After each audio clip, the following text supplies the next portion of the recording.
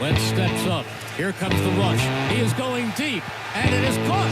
And in for a touchdown, Deshaun Jackson. Give the people what they want. The Eagles have a head coach. I promise, guys. I know you haven't seen a press conference yet. It's coming. Promise. It's coming soon. Yes, very soon. This is the Eagle Eye Podcast with Reuben, Frank. I'm Dave Zangaro. Although, I've read all the conspiracy theories. Yeah. I know. There's a ton out there. What's your favorite one? Nick Sirianni's at Area 51. He's getting briefed before. No, I mean, there's a bunch, and I understand all of them, but the press conference is going to happen. He's going. He is the head coach. Let's not worry about it too much. Did you read the story about the guy who claims that he infiltrated Area 51? And no. he snuck in there, and it's pretty wild. I'm going to send it to you. Is there like an Area 51 podcast? I want to get. I'd listen to it. I would too. It's amazing. Like, we should be talking about Area 51 every day. Like, it doesn't come up. But think of we don't know any. Like, it's kind of freaky. Yeah. I mean, the cool thing is, like, with Google Earth now, like, I mean, there's ways to see it. Like, you can actually see. But you know what's even more mysterious than Area 51? Yeah, can you? Yeah. Yeah, but it's you don't get the super close up, but you do get like images of it. Like, you know how you can see your house on Google Earth. They don't have like that super close up, but they have higher up. Like, well, I figured Area 51 would be like you try to test it and the guys from Men in Black come and just shine the thing in your face. Well, they do that to me anyway. All right. Well, this is not the way we wanted to start this podcast, but Nick Sirianni, he is the head coach. The press conference is coming. In the meantime, he's putting together his coaching staff. The last time we did a pod, some of it was already coming together. I kind of forget where we were, but we knew Jonathan Gannon. I think we knew Shane Steichen. Yeah. At that point, Kevin Patullo, who is the passing game coordinator. The next biggest coach that they've hired so far, Brian Johnson, as the quarterback's coach, former Florida offensive coordinator. He garnered some head coach interest in the college ranks this offseason. Interesting hire, young guy, 33 years old. Pretty good track record so far, though. Yeah, he's worked with some big names. Tied for the youngest quarterbacks coach in Eagles history with Sean Payton, who was also 33 in 1997. So pretty good company there. Yeah, I mean, he worked with Dak, which is certainly a good place to start. He worked with Alex Smith, which is or I guess they were teammates, but he's got a good track record. He's a young guy. He was the quarterback after Alex Smith. Yeah, that's how young he is. But I mean, the Dak stuff makes you take notice. He I know a lot's been made about his relationship with Jalen Hurts, who he recruited unsuccessfully. I wouldn't make too much of that. I wouldn't go too far with that. But he sounds like a good teacher. I'm curious to know what Dak, to hear Dak's remembrances and thoughts about him. But he's got a good track record, and obviously, offensive and defensive coordinator are the most important hires. But considering everything, QB coach is right up there. Yeah, so you mentioned the Jalen Hurts stuff. He did recruit him while he was at Mississippi State. Apparently, he's known Jalen Hurts since Hurts was a little kid. And it kind of does sound some alarms. It makes you wonder, and you said not to read too much into it, but when I look at the other coaches on the coaching staff, all of them have ties to either the head coach or the defensive coordinator so far, or they were retained, as in Jeff Stotlin's case. But there's no tie here. He is an up-and-coming young coach. He's highly regarded. He was going to probably move up at some point anyway. Doesn't it make you pause a little bit and think, well, maybe? Yeah, it makes me think maybe, but I guess I've learned not to like put too much stock into those connections that we come up with. I don't think they went out and looked for a guy that knew Jalen Hurts when he was 4. But, I mean, even before they hired him, I think, we all understood that there was a chance Jalen Hurts could be this team's quarterback next year. So, we'll see. But Um, I don't know. I don't think the decision about Carson has been made yet. Maybe it has, and maybe this is just another sign of, going forward with Jalen Hurts. It's possible. I think we'll know fairly soon. It's weird. I mean, if you're Carson, I would love to know what's going on in his head. I mean, obviously, Carson's disconnect with Doug was a big reason that Doug's not here, but I don't think that necessarily means Carson will definitely be here. So there's a lot going on there. I haven't seen one thing that really points to, other than what Howie and Jeffrey said when we talked to him a couple weeks ago. I haven't seen one thing that points to them being committed to him. Certainly there's no sign of that. So the only commitment is in the bank account. Yeah. Yeah. So nothing would surprise me, but I don't think hiring Brian Johnson is a lock that Carson's gone, but I could see why it's more evidence that he will be. Yeah. And, the other part of it is, even if Carson's back, Brian Johnson, who knows, maybe he's the right guy to fix him. Yeah. I think those relationships are going to be really important. I think whenever Carson apparently has already talked to Nick Sirianni, it's about rebuilding some bridges. And I think it's deeper than just Doug Peterson, the issues between him and the team. So they have to really figure out if it can work. And if his relationship with Brian Johnson would be a really important one. He can't be thrilled that Press Taylor's not here. We all knew Press Taylor wasn't going to be back. I mean, that was, if the reason the head coach got fired was because he wanted to promote Press Taylor, then obviously Press Taylor's not back. But Carson's really close to Press, and it probably didn't play well, even though we all knew it was coming. Yeah, I also think, you can't hire a coach based on one player, because you hope that the coaching staff's, who knows how long these players will be here. Guys get hurt, guys get traded, guys, lose their ability, which we've certainly seen. So, if you want to build a coaching staff for the long term, it's got to be about more than just one player. I mean, Jalen Hurts tears his, Achilles and can't play anymore, suffers a hip. I don't know. Now you have a coach that's like, well, we don't need you. You can't build that way. So you need a guy who can teach the position to any young quarterback or veteran quarterback. And I think that's where you have to start. And presumably that's what they did. Sure. And not the only coach we've learned about this week. The other is Jason Michael, the tight ends coach. Kind of interesting to me. He's coming to Philly to take, at least what we know so far, coming to Philly to take the same position he had in Indianapolis. Why is Frank Reich letting him go? Am I missing something?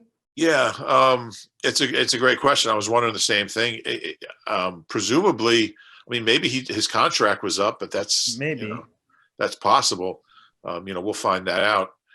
It's a good question, and I think Justin Peele was really good. I think Justin Peele has been here since 2013, and he got a lot out of Selleck. He got a lot out of, obviously, Zach Ertz, who spoke really highly of him.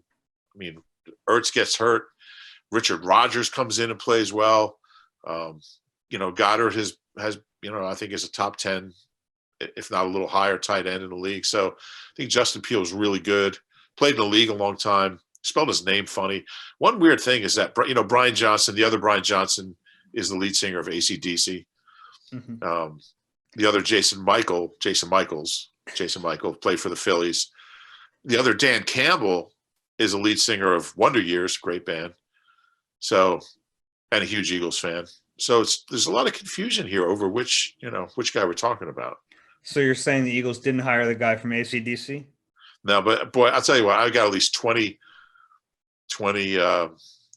tweets from people just, they're going to play more AC/DC at the stadium now. And because they always play, I think the opening, the one song that they play over and over, the one rock song that they play pregame is, what is it? It's not Highway to Hell. You Shook Me All Night Long. I think it's the intro to that. They play that one time every home game. So maybe they'll broaden their AC/DC horizons now that Brian Johnson's on the staff. Anyway, I'll shut up now. But no, it is. Jason Michaels is it's almost like Frank Reich's like, you can have them all. I mean, I'll be okay. They're recreating the Colts staff, and it does tell you a little bit about Nick Sirianni that these guys are coming with him. You know, I don't think Jason Michael or Kevin Patullo has, I guess he's getting kind of a bump in title and I would assume pay. But for these guys to leave what's been a pretty successful operation in Indianapolis to come here under Nick Sirianni, I think speaks positively of Sirianni. It's true. Guys want to be around him. Guys want to be with him. So there's that. I'm always a little suspicious when a guy, doesn't go outside. And Tracy Rocker's an outside guy, although obviously, Gannon had a history with him. Brian Johnson's an outside guy, but a lot of guys from that Colts staff, and I'm just always a little suspicious if it's like when a new coach comes in and brings in all his old players. It's like, are these really the best coaches just because they were with you? Now, the flip side of that is you have a comfort level, you've worked together, you speak the same language, you trust each other. But we'll see how it goes. I guess the one thing is there's so many different ways to do this, to build a staff, and there's no way to predict what staffs are going to do well together. And you just don't know. I mean, guys could have incredible resumes and not be good coaches, or terrible resumes. I mean, I wrote about this week. I mean, Jim Johnson, I think he'd been on like one winning team in his career in like 13 NFL seasons. And they were like 9-7 and didn't go to the playoffs. So you just never know. So, and there are other factors too. Like, I know everyone's pointing at Shane Steichen and they're kind of saying, well, he didn't call plays very well with the Chargers, but I wonder how much influence Anthony Lynn had as kind of a run heavy guy on that offense. So those are things you don't really ever know. And you can have a good coach that looks bad, and you can have a bad coach that looks good if his players are good. So it's really inexact. And I think that's important to remember. Yeah. There's no one way to do it that I've ever seen any kind of trend with. So, yeah. And Jason Michael, I will give him credit.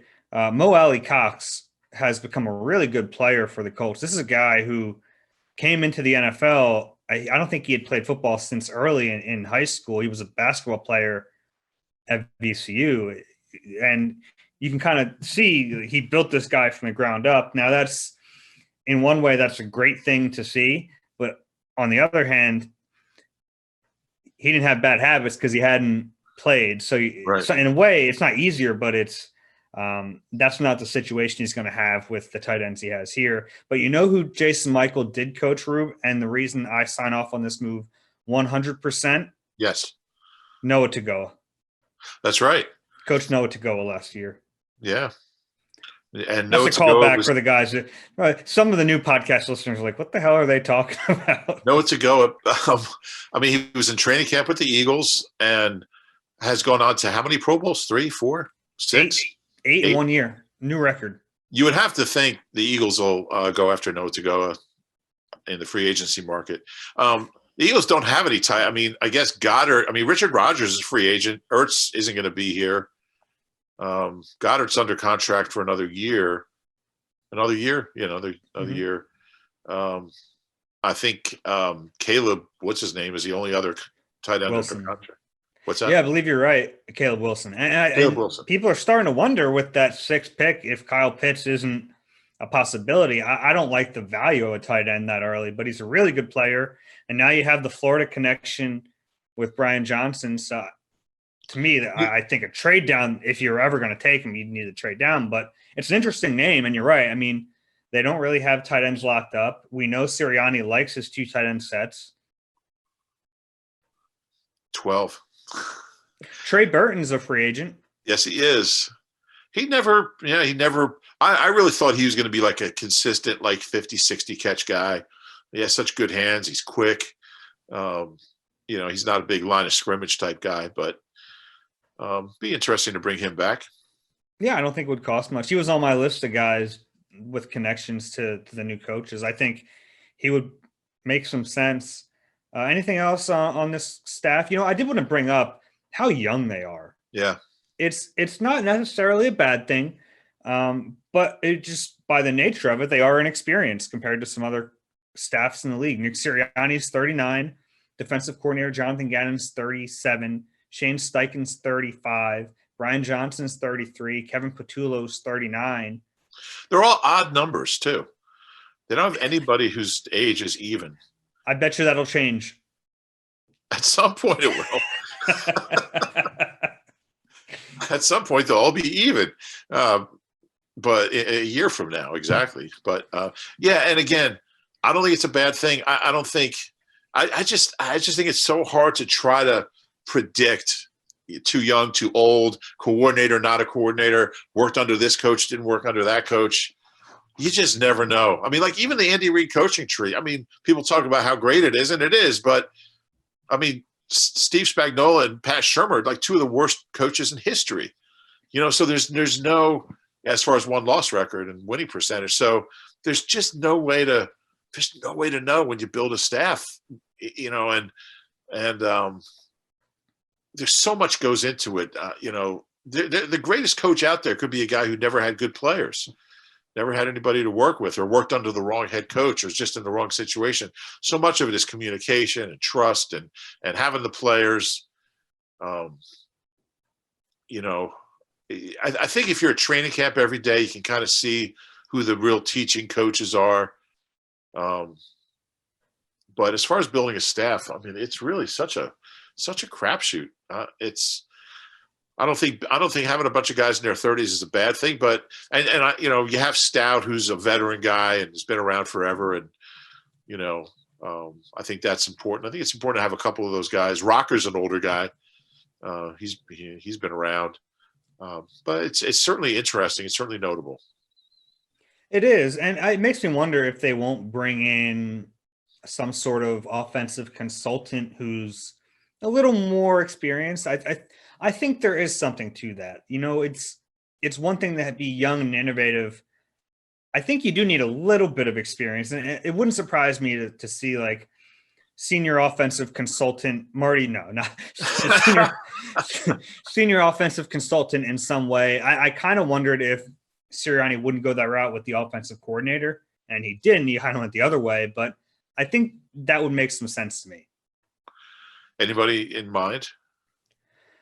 I don't know. Maybe like I know Jim Caldwell's gotten some interest elsewhere, but he's a guy who would make a lot of sense. Yeah. Not a direct tie here, but some secondary ties, and been around the league, been a head coach.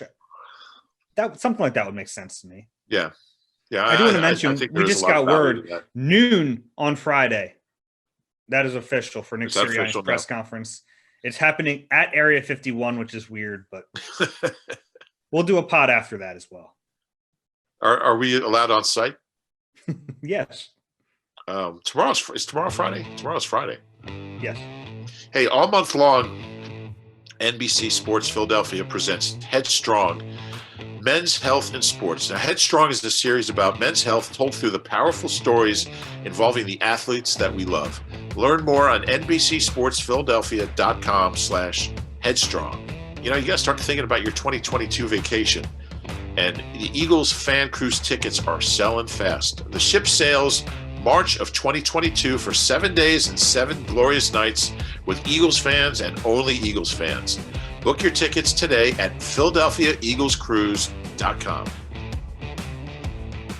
All right, Rube. So we knew Duce Staley was going to Detroit. Dave Fipp now in Detroit. What do you make of Dave Fipp's 8 years here? I think ultimately he's a pretty good coach, but it was probably time for a change. Yeah, I think that's it in a nutshell. 3 straight years, I think 14, 15, 16, top 5, according to Rick Gosselin's. Rick Gosselin's a friend of ours. He's done this for 20 years at least. Long time. Going back to when he was with the Dallas Morning News, he formulated a formula that ranks special teams of each team's special teams based on every imaginable category. I mean, like from kickoff depth to field goal percentage to, punt returns, everything, kick coverage, and you come over with a ranking, special teams ranking, and nobody else has ever done this. And he puts a lot into it. It's very exhaustive. So for those 3 years, I think there were 5-1. I believe they were number one twice. I think 14 and 16. Obviously, Doug kept him in 16. Came here with Chip. I think for the most part he was really good. But this is a really bad year. I was surprised they were 17th. I would have guessed they were more like 25th. Same. They did some things well, but I think it was a very tough year just because the bottom of the roster was changing every week. I mean, he had guys out there that had just gotten here, and he was trying to work them into different units. So it couldn't have been easy, but I think it was time for a change. And I think he's a good coach. Yeah, no. And, I think that you got some familiar. I mean, Detroit's now the Eagles Midwest with Hank Fraley, Duce, and Dave Fipp. And, I think he'll do well there. I do too. It was reported by The Athletic the Eagles are planning on interviewing Michael Clay, who was actually here for a couple seasons under Chip Kelly. So maybe they'll bring a prominent Chip role of quality control special teams. Yeah, he was the assistant special teams, and he's done that now since he's been in San Francisco for the last 5 years. So he went to San Francisco with Chip, and then he stayed. Yeah, he's been there since. I did not remember the name, and I don't know how you did. I don't know. I didn't remember. I never would have guessed that Michael Clay was here under Well, Chip. he played under Chip too. He played at Oregon. Yeah. So he was really young when he was here. I mean, he's young now. I think he's like 30 now. He was right. I think the year after he came out of college, he was coaching with Chip. So it's really unlike Chip to bring anybody from Oregon to the Eagles. Just really didn't see that. That didn't happen much. So the Houston Texans fired Bill O'Brien on October 5th. Nearly 4 months later, they finally have their guy, David Culley, who we know really well, was here for 14 years under Andy Reid, most recently with the Ravens. Kind of a surprising hire. He's 65. It's a shocking hire. Yeah. Well, not for the Houston Texans and that mess of a franchise. I don't know how we'll do. Like we said, none of this is exact, but he wouldn't have been my guy. I'll tell you that much. No, and he wouldn't have been my guy, and nothing against Culley. He was here for 14 years as a receivers coach. He spent 4 years with Andy as receivers coach. And then it was kind of like the Harbaugh thing where Andy thought that Harbaugh needed to change positions to get noticed. So he went to Buffalo with McDermott and became quarterbacks coach. And then he went to the Ravens the last 2 years, became receivers coach again and assistant head coach, maybe passing game coordinator, I think, as well. Because he was there 2 years, they get compensation. They get a couple of threes, one this year, one next year. I think Culley was a good receivers coach. Sometimes you see, and I could very well be wrong, he never struck me as a potential head coach. Of all those guys on Andy's initial staff, and he's now the eighth one from that staff to become a head coach. Amazing. And the ninth guy from that team, because Doug was on that team, as was Duce and as was Eric Bieniemy. So you'd think at some point that number will go up better. Who knows? To pick David Culley over Eric Bieniemy, maybe Eric just didn't want to go there, but if I'm Eric Bieniemy, I'm thinking, look, this offense isn't going to go anywhere anytime soon. I don't want to go to Houston. Yeah, I'm really interested in that. And Houston didn't want to interview him at first, and then they did. And if the quarterback wants to get out of there, and Jack Easterby, who has no qualifications, has a huge role in the football operation. So it's a train wreck down there. And I would tell anyone who's interested to read SI's pieces that they've done on Easterby and Houston and what's going on. Incredible. Jenny and Greg Bishop and Jenny Vrentis wrote two amazing pieces, and I'm sure there's more on the way. I just don't know how Culley was the most qualified guy. I mean, considering, Leslie Frazier, And Leslie Frazier was the other finalist, it appeared. Yeah. I was afraid they were going to hire Josh McCown, who has no qualifications. I like Josh. He's a great guy, and maybe he'll be a good coach someday. But, I mean, he coached his kids' high school team on game nights. He flew down to North Carolina. That's his coaching experience.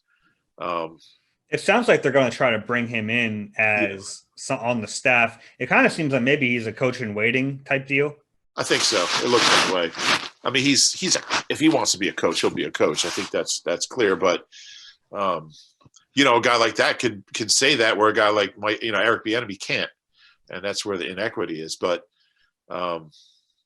Culley, I watched Culley in training camp at Lehigh for 14 years, and I never was really drawn to his coaching style, where he was one of those guys where, and I think he knows his stuff. I mean, Charles Johnson had a 1,000-yard season under him with Pittsburgh. Yancey Thigpen made the Pro Bowl under him. So I think he's a good receivers coach, and Andy speaks highly of him. His former players do too. Yeah, T.O. loved him just because he wouldn't talk to Brad Childress, but I just don't know what makes him a head coach. We'll see. Maybe he'll do a great job. There's a lot of politics to play down there. He is the oldest. I speculated about this, but I didn't know how to look it up.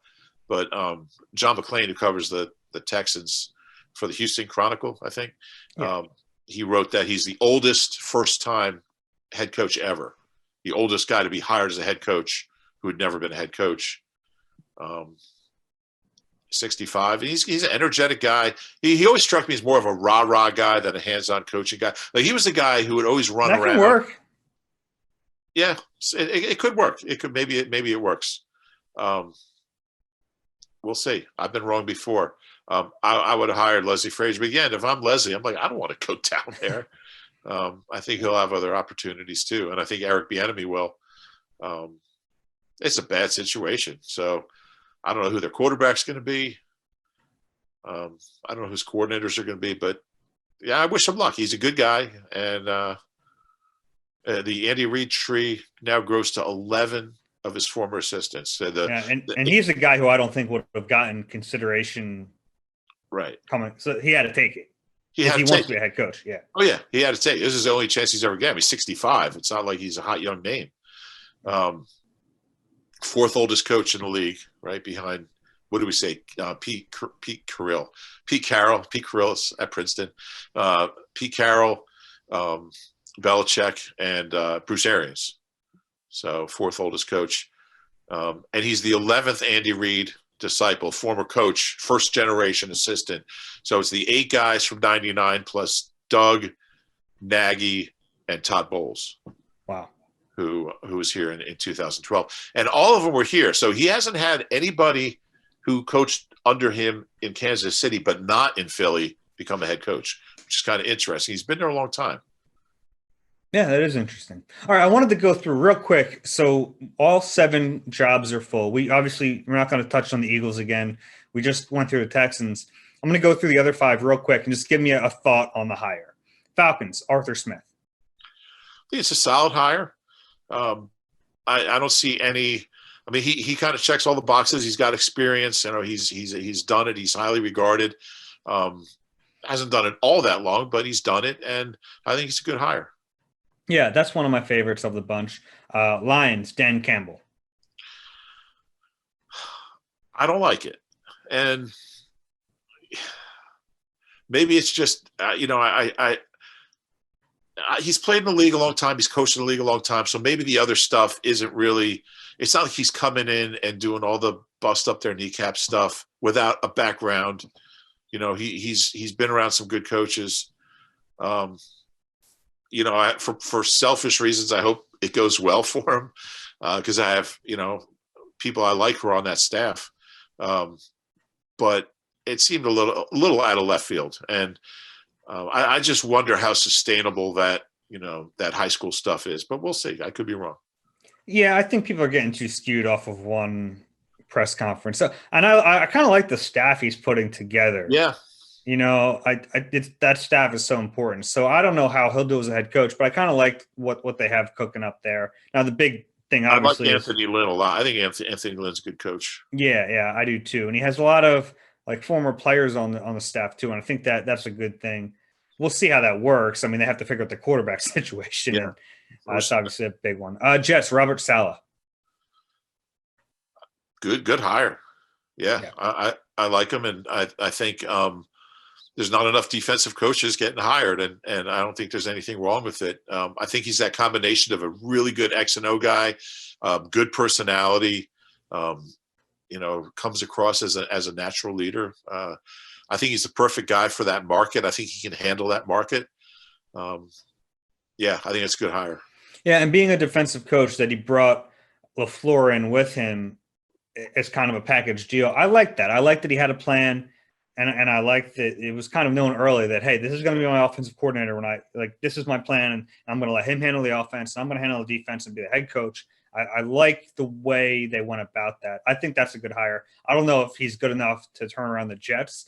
That is a big ask, but I think they made a good move. Brandon Staley, Chargers. Another defensive guy. Yeah. I'm not as high on him.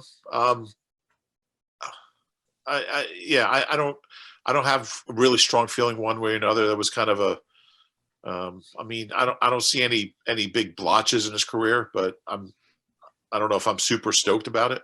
Yeah, I think just 1 year as a DC, if I'm correct. Yeah, very inexperienced. But like I said, I always go back to Andy Reid. The guy had never been a coordinator, and he's going to Canton. Yeah. How about Jags, Urban Meyer? I don't like it. Sometimes these things work, but I almost feel like, the first thing he talked about was, because of my health, I'm not going to be running around and doing all the head coach stuff. I mean, is he a figurehead? Is he is he just going to let his coordinators coach? I'm generally skeptical of, why was he a good coach? He had the best players in the world, and he's not going to have that there. He had how many first-round picks? You have a lot more first-round picks played for him in college than are going to play for him down there. So I don't have a good feeling about it. That organization, I think the owner cares, but I just don't think they really know exactly what they want to do. That's possible. I think he's probably my favorite to last the least amount of time. Yeah, not only for a lot of reasons. When you have a guy who stepped down from his previous job, I'm with you. I don't. But how many college coaches have worked? I've been a few. Not many. Who didn't have, like Dick Vermeil had coached in the NFL, and he went to UCLA. Yeah, but we'll see. The one thing they have going for them is they're about to get their quarterback. Yes, they are. And that'll help. All right, the last one we wanted to get to, Duce Staley called you on Thursday morning. Pretty cool. Yeah, it was cool. And I'm guessing that most of our regulars know that, Duce, I'm a big fan of Duce, and I've known him for a quarter of a century since he was drafted in 97. And he was trying to find the right way to say goodbye to Philadelphia. And this city means the world to him. And he's been here for 18 years as a player and a coach. And he asked if we could run a goodbye from him, and he wrote a letter thanking the fans and thanking the city and thanking everybody on the Eagles staff, from the cooks to the accountants to the to his assistant coaches or the coaches he worked with and the head coaches he worked with, 4 of them. The last Eagles head coach that Duce didn't play for or coach for was Rich Kotite. That's how he played for Ray and Andy, and coached under Andy, Chip, and Doug. He's been a huge part, and the 5th leading rusher in Eagles history on top of that. So he's been a huge part of this franchise for a long time. Fans, there's not a lot of players that the fans are unanimous about. There's so many polarized, all the great players are polarizing, but there's a few guys like Doc and it's a very short list. I think Westbrook. It's a short list. I put Westbrook on that list. You can't find one person that doesn't like Brian Westbrook.